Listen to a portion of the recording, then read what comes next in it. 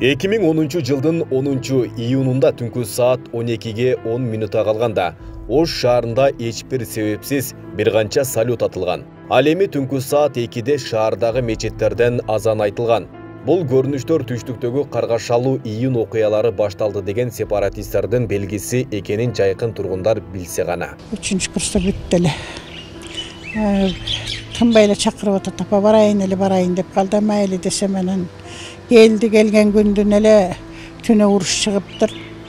Эртеси саар менен эле жок болуптур балам. Түн ичинде уюшулган сепаратисттик топтор Ош шаарындагы мейманканалар, студенттер жашаган жатаканалар, жолдо жүргөн такси айдоочуларын эч себепсиз мыкаачылык менен өлтүрүп, кыргын салып баштаган. Таң атары менен Ош облустук мамлекеттик администрациясын басып алууга аракет кылышкан. Куралданган улутчул топтордун колунан 11 июндун түшкү убагына чейин эле ондогон жарандар ажал таап, шаардагы өлүкканаларга батпай калган.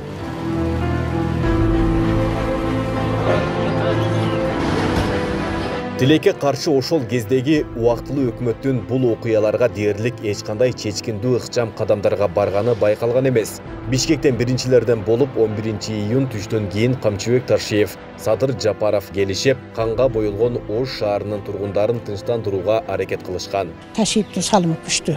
Өзү киришип, өзү түшүп, оттон да, чоктон да, октон да коркпой ошол келген. Камчыбек Таршиев маалымат булактарына курган маектеринде Ош шаарындагы бул оор күндөрдөгү айрым учурларды эскерип ачыктаган. Тууган уругун сактап калыш үчүн, студенттерди сактап калыш үчүн баягы Алайдан жана башка жактардан келген адамдарды Фуркаттан киргизбей атып турушкан да. Ошондо биз келип Фуркаттан өзүбүз киргенбиз. Ошондон кийин гана бул согуштун оту басылды. Себеби биз киргичекти Оштун ичинде сепаратисттер өздөрү ээлик кылышып, бийлик кылышып, бийликти да тоготпой, эч кандай солдатты, эч кандай милицияны тоготпостон өтө чоң зордук, зомбулуктарды кылышып, элди кыйнап турушкан. Камчы убагында ооба бизде алаксыткан ошо болду, төшүн жайып чыккан ошо болду, уруштун алдын кайрыган ошо болду. Эгер ошондой биздин эр жигиттерибиз болбогондо, азыр Ошту талкалатып отуруп кылмак белек. Айтчы Садоголойн. Эгер ошолор кайрыбаганда азыр Ош кайсыл акыбалда болот эле? Камчыбек Таршиев, Садыр Жапаровтар Ош шаарындагы кыргынды токтотуу менен алек болуп жаткан чакта 12 июнь күнү Жалал-Абадтын Сузак районундагы Сампа заводуна чогулган улутчул сепаратисттердин сап башында турган Кадыржан Батыровдун тобу Ош Бишкек жолунан өтүп жаткан кыргыз улутундагы жарандарды мыкаачылык менен өлтүрүп баштаган. Муну уккан Камчыбек Таршиев Оштон Жалал-Абадка тез арада жетип келген. Жалал-Абадтын эли Сузак түгөрдө жапыр жөнөп калды. Эми эки улуттун ортосунда кадимки экинчи дүйнөлүк согушта согуш чыгып кете турган болуп калды. Ошондо камчы келип анан кийин элдин алдына куруу бойдон тостанат. Жалал-Абад облустук мамлекеттик администрациясынын имаратын басып алууга аракет кылган Кадыржан Батыровдун тобунун аракеттерине жергиликтүү кыргыз жаштары тартип сакчылары менен биргеликте жол беришкен жок. 10 миңдеген чогулган карапайым кыргыз эли Сузакка кирип согушууга аракет кылып баштады. Бирок Камчыбек Таршиев буга жол берген жок. Силер туруп тургула деди. Мен барып келейин деди. Мен ошол эл үчүн өзүм керт башым сайдым деди. Деп туруп анан ошол бардыран. Ош Самподогу жанагы бүт автомат снайпер менен барды атып аткандардын алдына жалгыз өзү кетип атат. Барып ошолор менен сүйлөшүп, ошол жерден сүйлөшүп анан кайта чыгып келип анан элге айтты. Эл кайткыла аркаңарга. Кайткыла биз сүйлөштүк, тынчтык жолу менен токтотолу деп. Баягы өлүм жетимди көрүп турган жаштар, бу каны кайнап турган жаштар биз деле аракет кылдык токтотконго, такыл болбой коюшту. Камчыбек Таршиев келип чоң бир трагедияны сактап калган. Эгер ал болбосо, ал балдар келгенде биякта даярданып турган, аларды күтүп турган эле, мисалы, алар деле жөн жатышпайт да. Мисалы, эки тарап болгондон кийин алар бардыгы сак, даярдык менен турушат. Анан бул жерде көп өлүм болот эле, көп нерсе болот эле. Ошондон кийин биздин мамлекетибиз мамлекет боюнча калат беле, жок беле, ал Кудайга маалым да. Ошол мезгилде депутатам эмеси да, башка высокопоставленный чиновник эмеси да, бирок ошол киши аракет жасап, мына бир топ Suzak'ta elini saktap kaldı. Eğer Suzak'a hem oşol tokunaşуу bo'lganda, Suzak'da hem katta kan tökülüşü mümkün idi. Şu narsa oşu paytda kerak bo'lgan ekanda vaqtida hökumat uchun. 14-iyun günü Kamчыбек Ташиев Сампадагы куралчан топко жалгыз өзү барып, сүйлөшүү жүргүзгөнү тууралуу мындайча эскерген. Ал адамдарга бардым, барсам ал жерде бир 100дөй адам турган экен. Автоматтары бар колдорунда, мынтыктары бар. Ачык эле көтөрүп, ачык эле желкелерине салып алып, карап турушат да, мен эмне кылар экен деп. А мен эч кандай куралы жок, ошол жалгыз эле ошол жерге бардым аларга. Аларга айттым, мен эмнеге мындай кылып атасыңар? Эмнеге күнөөсү жок, бейкүнөө көчөдөн өткөн жүргүнчүлөрдү токтотуп, ошол жерден ошол адамдарды мыкаачылык менен ошолорго мамиле кылып атасыңар? Эмне үчүн деп сураганымда алар айтышты, биз деди өзүбүздү коргоп атабыз деди. Өзүбүздү коргоп атабыз. Биз коркуп атабыз. Сузакка бирөөлөр кирип, биз дагы ошол мына Жалал Абадтагыдай же Оштогудай болуп, бизде чаң тополоң болбосун. Бизде дагы ошо кирип кыргын болбосун деп коркуп атабыз деди. Мен айттым аларга, силер бул маселени токтоткула. Сөзсүз түрдө жооп бересиңер. Ар бириң жооп бересиң. Ошол адам өлгөн адамдардын тууган уругу бар, бала чакасы бар. Жок дегенде мамлекет деген бар.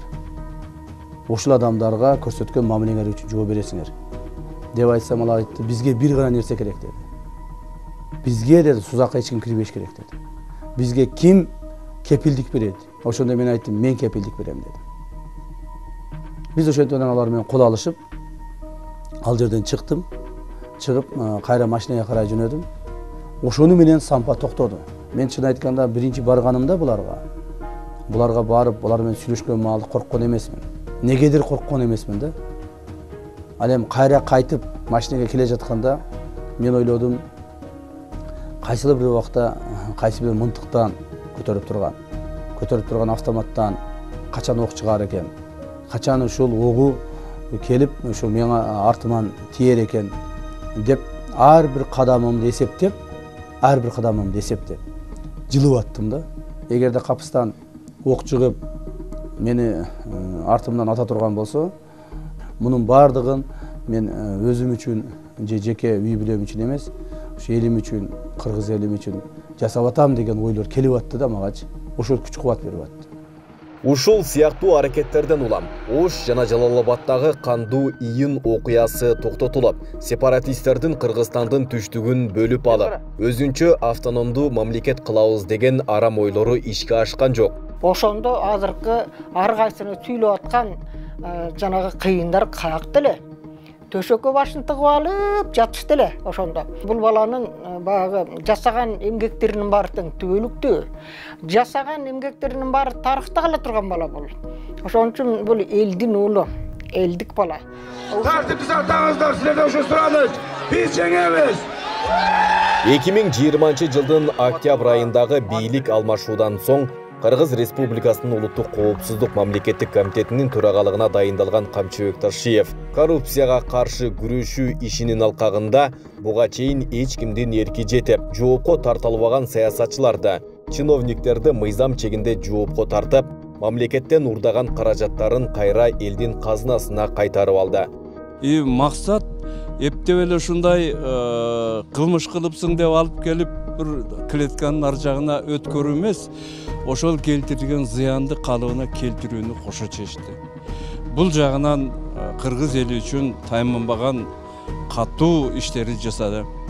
Эми айрымдары да айтышып атат, ушинтип элге жаман көрүнүп, эмне кереги бар эле деп. Мындай кызматтык функцияны кимдир бирөө аткарыш керек. Жеке ишкерлерден тартып мамлекеттик саясатка чейин уюшкан кылмыштуу топтор аралашып, аларга каршы чечкиндүү сокку бергенге эч кимдин эрки жетпей келгени талашсыз. УКМК башчысы Камчыбек Ташиев бул көйгөйдү чечүүнү өз көзөмөлүнө алып, уюшкан кылмыштуу топторго Кыргызстанда орун жок экенин тез арада көрсөтүп, абалды жөнгө сала алды. Мамлекетибизде, коомубузда бир дагы жанагы ОПГнын башчысымын, уюшкан кылмыштуу топтун башчысымын. Мен смотрящиймин, мен положенецмин, мен вор законмун деген болбош керек, болбойт да. Biz alar tıp-tıy kılgıl yok kılabız. УКМКнын курамына чегара кызматы кошулуп, Камчыбек Ташиев кыргыз-өзбек жана кыргыз-тажик чегараларынын такталбаган аймактарын тактап, маселеге чекет коюуга киришти. Мунун алкагында бардык тараптар үчүн калыс жана тынчтык жолу менен чечүү аракетин көрүп келүүдө. Жерибиздин бир карыш жерин бирөөгө бербейбиз. Жана бизге бирөөнүн жеринин кереги дагы жок. Өзүбүздүн жерибизди жакшынакай кылып тактап, дурустап алсак, ошол болот.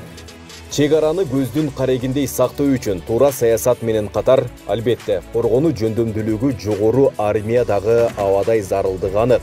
Тилекке каршы, кыргыз армиясына жетиштүү көңүл бурулбай келгендиги, материалдык техникалык базасы кечиктирилгес жаңыланууга муктаж экендигин 2020-жылдагы Баткендеги чегара чырларынын алкагында көргөн Садыр Жапаров жана Камчыбек Ташиев кыргыз армиясынын курал жарактарын жана башка керектүү техникалык шарттарын жакшыртууга киришти. Эми мындан ары заманбап жаңы техникаларды өз акчабызга сатып алып турабыз. Чегараны кайтарууда зарыл болгон жаңы чегара тозоттору, турак үйлөр, учкучсуз учуучу аппараттар, брондолгон техникалар, автоунаалар алдыңарда тургандай Тигр үлгүсүндөгү тоо таштардан, жолсуз жерлерден өтүү мүмкүнчүлүгү жогору болгон автоунаалар жана башка курал жарактар сатылып алынууда.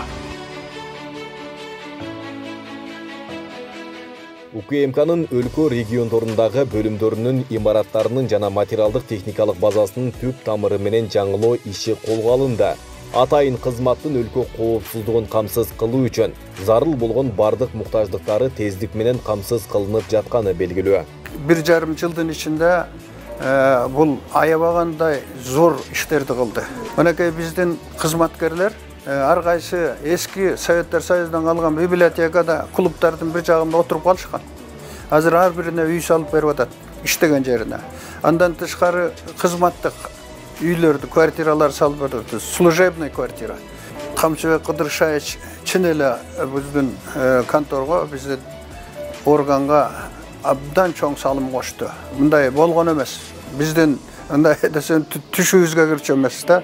Мамлекеттик кызматта болобу же кызматсыз абалда болобу ар дайым кыргыз элинин башына түйшүк түшкөндө эң биринчилерден болуп колунан келген жардамын көрсөтүп, муктаж инсандарга тынымсыз колдоо көрсөтүп, ондогон жылдардан бери баатыр энелерди аздектеп сыйлап, айылдагы жашоо шартын жакшыртууга зор салымын кошуп, аксакалдардын батасын алып жүргөн, жаштарды колдоп, татыктуу билим алышына шарт түзүп, болгон мүмкүнчүлүгүн эли журту үчүн арнап келген Камчыбек Ташиевке кыргыз эл баатыры намын ыйгары сунушу бир топ жылдан бери көтөрүлүп келген.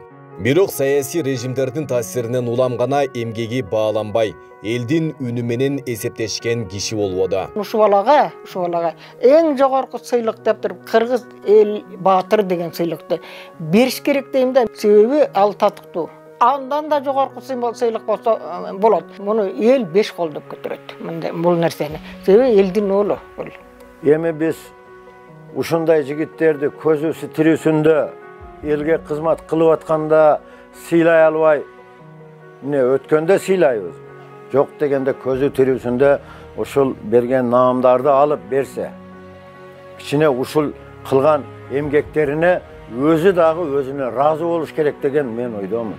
Разы болуш керек. Кыргыз Республикасынын баатыры эң жогорку артыкчылык даражасы мамлекет менен эл алдындагы өзгөчө жеке сиңирген эмгеги, Кыргыз Республикасынын эркиндигинин жана көз карандысыздыгынын урматында баатырдык эрдик жасагандыгы үчүн жарандарга ыйгарылат. Кыргыз Республикасынын баатыры эң жогорку артыкчылык даражасы Кыргыз Республикасынын президенти тарабынан бир гана жолу ыйгарылат. Бул наамга татыктуу болгон адамга ак шумкар өзгөчө белгиси тапшырылат. Сизге ушу Кыргыз Республиканын эл баатыры деген наам беребиз деп эл кол чогултуп атат. Аяга сиз мына наам берүү боюнча айтып коелу, урматтуу өзүр, урматтуу туугандар, бул боюнча официалдуу айтып коеюн, эми көп жерлерде айтып келатат, башка жерлерде дагы айтып атышат. Мен азыр бул наамга азырынча татыктуу эмесмин. Мен дагы иштешим керек, аракет кылышым керек. Азыр наам берип койсоң иштебей коюшу мүмкүн. Ошон үчүн дагы иштейм.